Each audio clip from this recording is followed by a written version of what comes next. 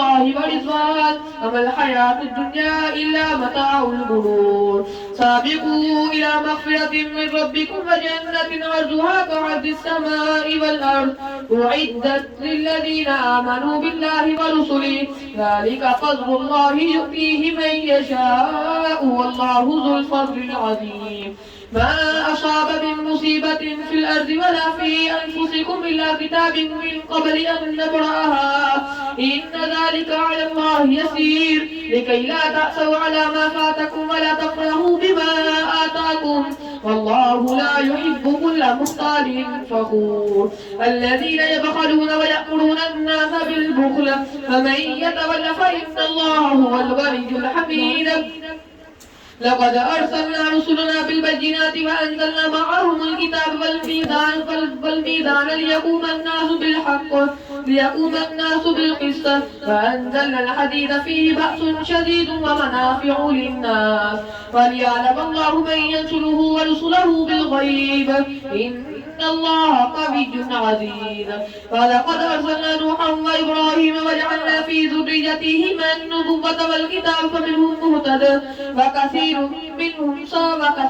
منهم فاسقون ثم كفينا على آثارهم برسلنا وكفينا على آثارهم بعيسى بن مريم وآتيناه الإنجيل وجعلنا في قلوب الذين اتبعوه رأفة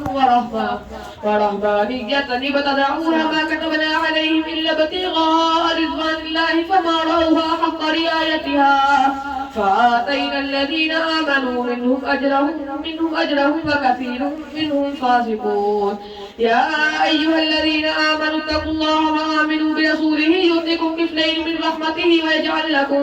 ويجعل لكم نورا تمشون به ويغفر لكم والله غفور رحيم لئلا يعلم أهل الكتاب ألا يقدرون على شيء من فضل الله وأن الفضل بيد الله يؤتيه من يشاء والله ذو الفضل العظيم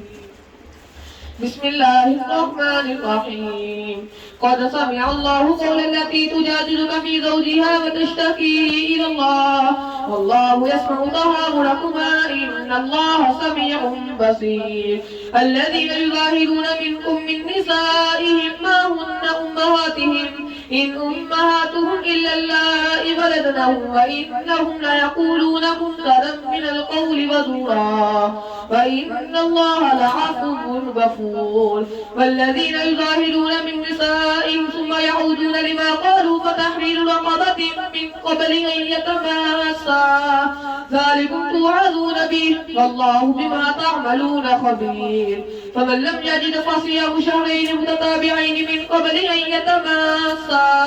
فمن لم يستطع فإطعام 60 مسكينا ذلك لتؤمنوا بالله ورسوله وتلك حدود الله وللكافرين عذاب أليم إن الذين يحادون الله ورسوله كبتوا كما كبت الذين من قبلهم وقد أنزلنا آيات بينات وللكافرين عذاب مهين يوم يبعثهم الله جميعا فينبئهم بما عملوا أحصاه الله ونسوه والله على كل شيء شهيد الله أكبر